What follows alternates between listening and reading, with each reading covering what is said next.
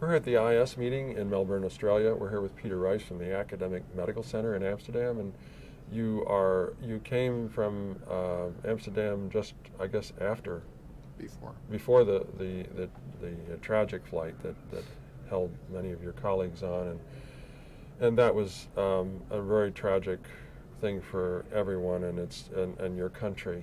And I was just shaken, and as I'm sure everyone else was. And here being in Australia, as you were early, you heard the news reported and how dramatic it was for the people who in this country were lost 28 souls, and to have as many as some 200 almost from the Netherlands is just tragic. So you were here a day early. So you. That's right. I arrived on Wednesday evening. Yeah. Because you were the first person, and Joop, the two people I thought of as risked for that flight. So, did you hear back in your country how they're taking care of this? I mean, because I understand this is repatriating, bringing the bodies back, and so forth. I don't know. I mean, I can only see what I read in the papers, and which is not very pleasant. No. The way they're dealing with the remains. So I think it may be weeks before there's any returning of bodies or parts of bodies back to the Netherlands, which must be particularly horrible for the families. Yeah. And Joop leaves 5 kids behind. Yes. 5 daughters. 4 daughters, 1 son. Yeah.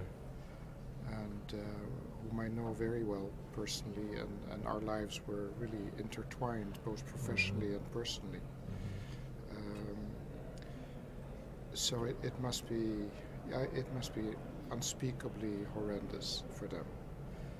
And for the university and the families.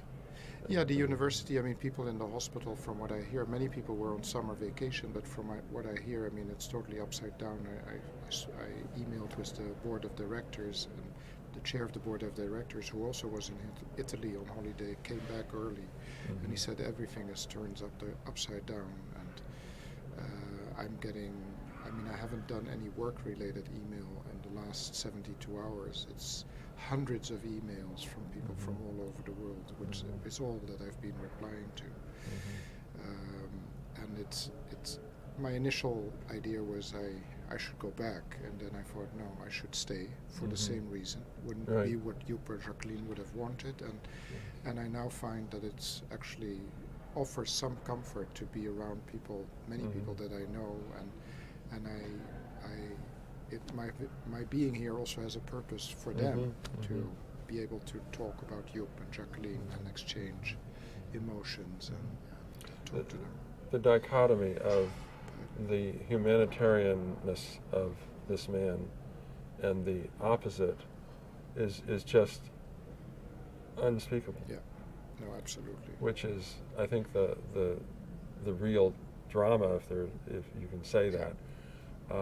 Sadly, and there's nothing that we feel hopeless in our ability to do anything. No, absolutely, and it'll take time to come to grips with this, and I'm sure that in my personal situation, the worst blow will be when I travel back. And you'll have that go to the office and walk past the office and not step in for a minute. It's me. I'm just walking down the hallway, and I think I must see Joop.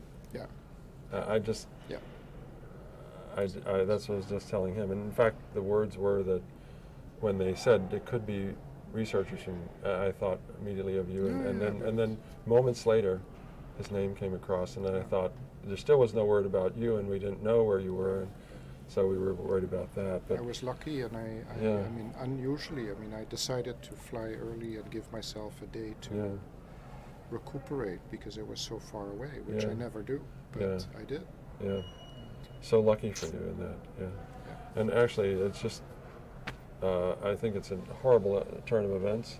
There's nothing that, I don't know how it'll ever be explained in a way that's to anybody's satisfaction, but they'll try to make that happen. Yeah.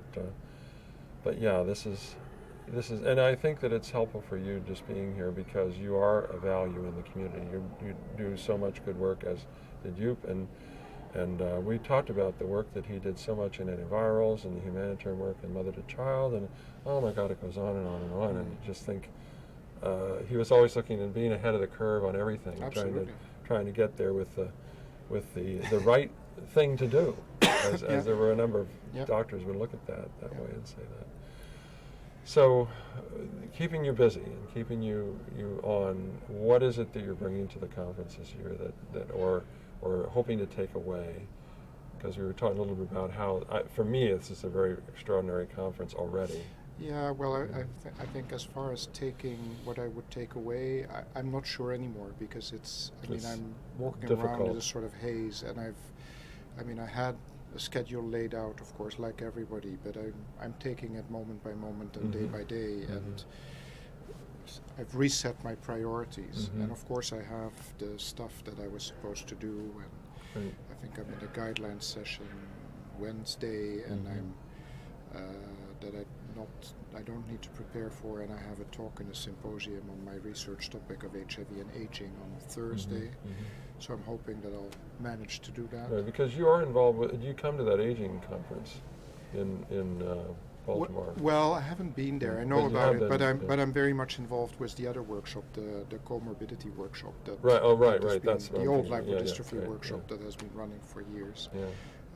But the focus of my research for the past years is really on HIV and aging. Can we talk to that a little bit? Yeah, sure. Because I feel, to me, I'm working very, very hard with chronic health issues. People living with chronic disease or conditions, and I know that yes, there's a unique special thing with inflammation with HIV. But I think that if you work hard at it, and I'd love to see some more research done on nutrition and exercise, two modifiable factors that can contribute to anyone's health. And for me, it seems like the more that you are affected by HIV and aging and so forth, the more you need to delve into that. You need to promote. So I ride bicycle, I go to the gym, I do yoga, I do all these things. I hike and I push myself a little bit more than probably maybe I should. But I think that people that tend to be HIV tend to baby themselves a little bit. I don't mean to disparage anyone for doing whatever they want to do, but it seems like there's a sense of, I'm sick so I should act sickly, or I'm sick so I should take care of myself by not doing anything.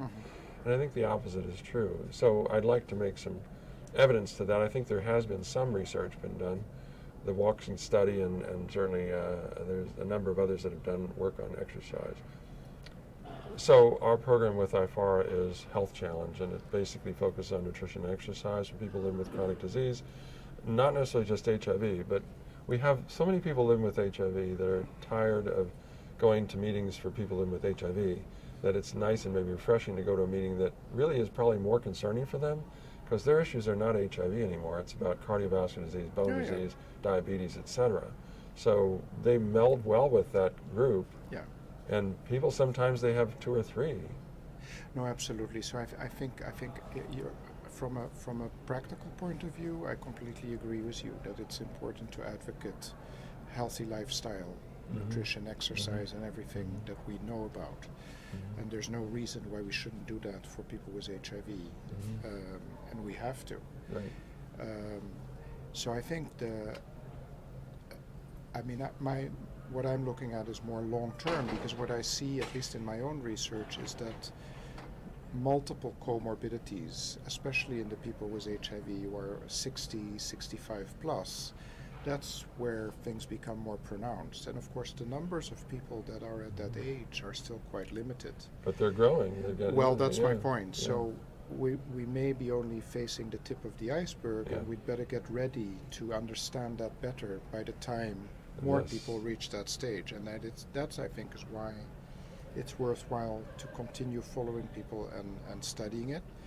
And the other thing, having delved into this a bit more, is that possibly by studying these things in the context of HIV, it will teach us much more about aging in general. Exactly. So it's really not HIV specific. It's using HIV as a potential model to learn more about how to best deal with older people who have multiple conditions, which is, I think it is more common in HIV. I think the question whether it's accelerated isn't answered.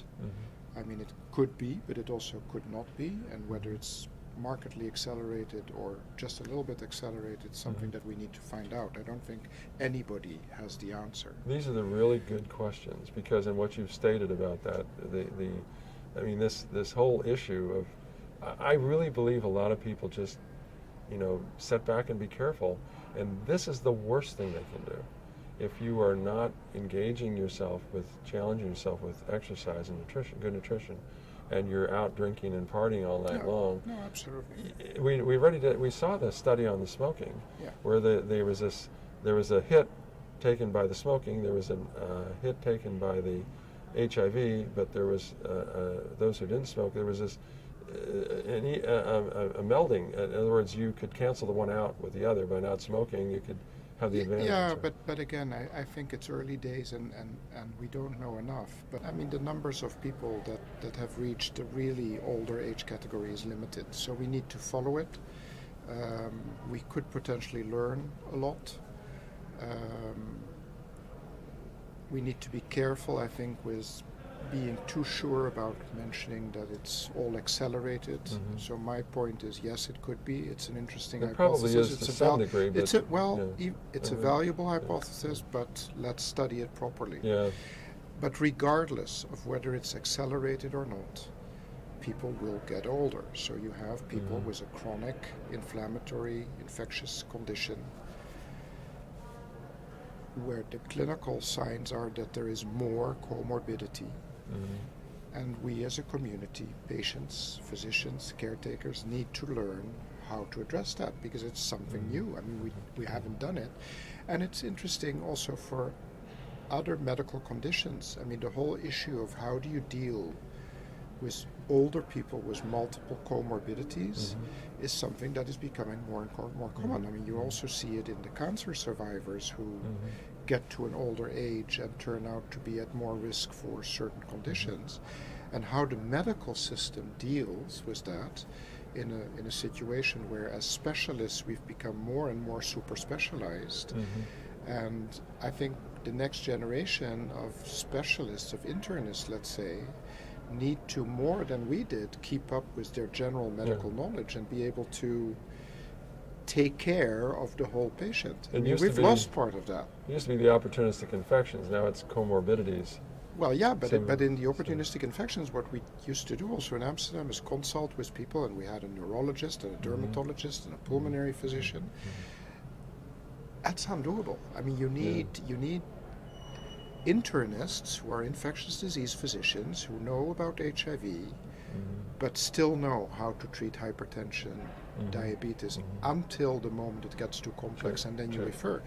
And I think it's the younger generation of doctors, if we make sure that our training programs, and I see that happening in the Netherlands, require that people maintain their general skills. We're in a better position. But I think we've gone through 20, 30 years where the super specialization has become more and more.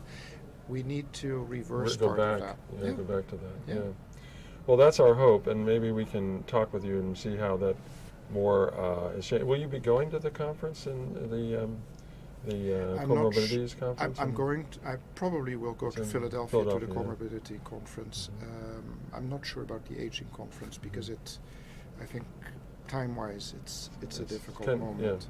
Well, I definitely will see you there then if I'm there, and we talk more about it, because I value your opinion. Your thought process is right down my line. I like that open-minded feeling. But it can't hurt to do exercise and nutrition for anybody. I couldn't agree more. How many doctors and have I ever should said, do more. Don't exercise, right? Have you ever heard that? No, of course. And not smoking is the Thank you so much, number one. Peter, and thank you, and I appreciate your help. You're very welcome. Yeah.